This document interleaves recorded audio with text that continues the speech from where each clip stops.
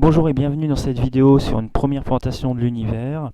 Nous allons aborder la réfraction de la lumière dans un prisme de manière à illustrer la deuxième loi de Descartes et les tracés de rayons lumineux. Alors un prisme, qu'est-ce que c'est? C'est un cylindre, mais à base triangle. Voici trois exemples de prismes. Que se passe-t-il lorsque la lumière traverse donc un prisme? On a ici un rayon incident de lumière blanche.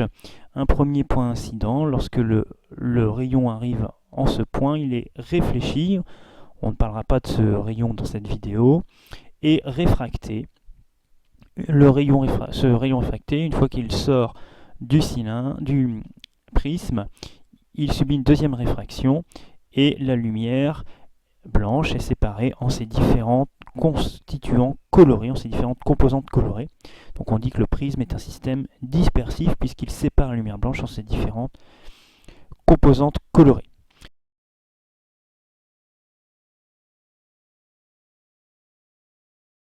Donc la deuxième loi de Descartes va nous permettre d'expliquer cette décomposition et également la déviation des rayons lumineux à la traversée du prisme. Pour cela, nous allons nous aider d'un schéma avec ici le prisme et un rayon incident rouge monochromatique dans un premier temps avant d'aborder la lumière blanche. Donc ce rayon, il arrive sur un point incident grand I, et pour utiliser la loi de Descartes, la seconde loi de Descartes en ce point, il nous faut connaître les indices des milieux. Donc autour du prisme, on va considérer que c'est de l'air, et le prisme, on va le considérer en vert. Les indices sont notés ici en haut à gauche. Donc l'indice de l'air, c'est 1,000 et le vert, 1,654. On verra plus tard pourquoi on a une précision aussi importante pour les indices. Ensuite, pour utiliser la seconde loi de Descartes, il nous faut l'angle I1 d'incidence. Cet angle I1 d'incidence, on va le trouver grâce à la normale, et la normale, on la trace plutôt grâce à une équerre qu'on vient placer en I. On place l'angle droit en I, on va tracer la normale en indiquant qu'elle est bien perpendiculaire à la face du prisme. Une fois que j'ai la normale, je vais utiliser le rapporteur pour mesurer l'angle d'incidence. Donc pour utiliser le rapporteur, on le place son centre au point d'incidence I. On dirige l'angle 90 suivant la normale et l'axe 0,180 est parallèle à la face du prisme. On mesure la valeur de l'angle et on trouve une valeur voisine de 74 degrés.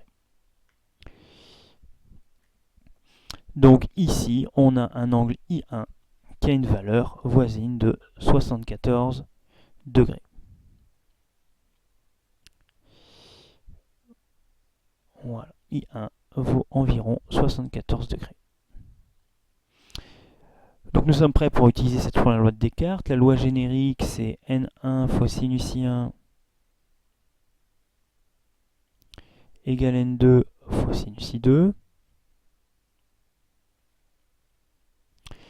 N1 ici, c'est NR, puisque le rayon est d'abord dans l'air, multiplié par sinus I1 égale N2, c'est le milieu du verre, donc N vert, multiplié par sinus I2, l'angle que l'on cherche. Comme on cherche I2, on va isoler tout d'abord sinus I2. Et sinus I2, c'est quoi? C'est NR fois sinus I1 divisé par N vert. On remplace par les valeurs numériques, on obtient donc 1,000 multiplié par sinus 74 et on va diviser par N vert, 1,654. Et on obtient une valeur de 0,58172. On va mettre beaucoup de chiffres dans cette valeur puisque c'est une valeur intermédiaire. Il ne faut pas qu'elle limite la précision du résultat. Et I2, qu'est-ce que c'est? C'est sinus moins 1 de la valeur précédente. Donc c'est simplement la touche sur la calculatrice sinus moins 1. Et on trouve une valeur de 36 degrés. Donc I2 vaut 36 degrés. Pour le tracé, on prend de nouveau le rapporteur. On place le centre du rapporteur au point I. On place l'angle 90 degrés suivant la normale. Et on vient mesurer un angle de 36 degrés. Voilà. Et ensuite, une fois qu'on l'a mesuré, on trace le rayon réfracté qu'on arrête au niveau de la deuxième surface de séparation puisqu'il va subir une nouvelle réfraction. Donc une fois que l'on a fait ceci, on va pouvoir effacer tout ce qu'on a écrit par souci de clarté et on va retracer une normale en deuxième point d'incidence, le point J. Donc de nouveau, on prend une équerre, on se met au point J, un des bords de l'équerre est parallèle à une face du prisme, et on trace la normale qui est perpendiculaire au point J. Ensuite, on va mesurer le nouvel angle d'incidence, l'angle I3, toujours grâce au rapporteur.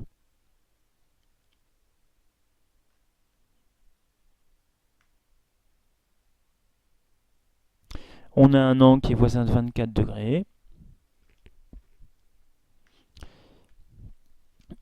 Donc l'angle I3 qui est ici, voilà, I3, c'est environ 24 degrés. Je vais pouvoir maintenant calculer l'angle I4 du rayon réfracté de sortie. Donc comme tout à l'heure, j'écris la seconde loi de Descartes, la loi générique, et j'identifie les termes au problème. Donc N1, c'est le milieu de départ, ici c'est l'air, c'est le vert, pardon, c'est donc N vert multiplié par, non pas sinus I1, mais l'angle de départ c'est I3, qui est égal à N2, le milieu de sortie c'est l'air, pardon, décidément, multiplié par sinus I4. Donc j'obtiens sinus I4 qui est égal à N vert fois sinus I3 divisé par NR. Et pour éviter un calcul intermédiaire, on va écrire I4 égale sinus moins 1 de N vert fois sinus I3 divisé par NR. On remplace par les valeurs numériques. N vert ici c'est 1,654. On va multiplier par sinus 24 degrés. On divise par NR, 1,000. Et à la calculatrice, en fait, c'est assez facile à taper. On tape 24, touche sinus, on multiplie par 1,654, on divise par 1,0000. Et une fois qu'on a cette valeur-là, on fait sinus moins 1 avec la touche sinus moins 1. Et on obtient une valeur de 38 degrés pour I4. Donc, je viens tracer toujours avec mon rapporteur le rayon réfracté. Voilà. Avec l'angle 38 degrés. Voilà.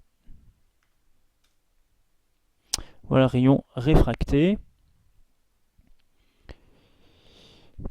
Donc, on constate que à l'aide de cette seconde loi de Descartes, on obtient bien des trajectoires pour les rayons lumineux qui sont similaires à celles que l'on a vues sur la photo. On obtient bien une déviation du rayon incident. Le rayon incident est ici. Il a bien été dévié dans cette direction. Et on peut calculer tous les angles que l'on souhaite. Alors maintenant, si on ajoute un rayon bleu à ce rayon rouge, alors je n'ai pas tracé le rayon bleu incident, mais bref, le rayon bleu tape en I, et on veut calculer l'indice, enfin pardon, l'angle de réfraction en I pour le bleu. Et en fait, on va s'apercevoir, si on regarde les tables, que l'indice du vert que j'ai donné ici au départ, en fait, c'est l'indice du vert pour le rouge. Si on regarde pour le bleu, on va trouver 1,674. Donc l'indice utilisé dans la seconde loi de Descartes change. Comme l'indice change, l'angle de réfraction en I va changer. Donc j'ai tracé ici le rayon lumineux bleu tel qu'il parcourt le prisme. En effet, ici, l'angle de réfraction I2 du rayon IJ dans le rouge, I2, on l'avait calculé tout à l'heure, c'était 36 degrés. C'était 36 degrés. Pour le bleu, on ne va pas obtenir 36 degrés, on va obtenir quelque chose de très proche, on va obtenir 35 degrés. Donc effectivement, les valeurs sont très proches, mais elles sont différentes. C'est pour cela qu'on obtient deux rayons qui ne sont pas superposés. Et lorsqu'on va vouloir calculer l'angle de réfraction du rayon bleu à la sortie du prisme, eh ben, on ne va pas mesurer l'angle d'incidence en J, mais on va mesurer en un autre point qui est ici. Et on va avoir une nouvelle valeur de l'angle réfracté, I4. Donc cette fois-ci, I4 pour le rouge, on avait calculé 38 degrés. Et bien pour le bleu, ce sera 41 degrés. Donc cette fois-ci, la différence est de 3 degrés, elle commence à être importante. C'est pour ça qu'à la sortie du prisme, on obtient un rayon bleu qui ne suit pas du tout la même trajectoire, qui n'a pas la même direction que le rayon rouge, et c'est la même chose pour chaque nuance de couleur du spectre de la lumière blanche. Donc le prisme, c'est un système dispersif parce que son indice varie avec la couleur de la lumière, il varie avec la longueur d'onde de la lumière. Donc lorsque l'indice varie avec la longueur d'onde de la lumière, on dit qu'on a un système dispersif.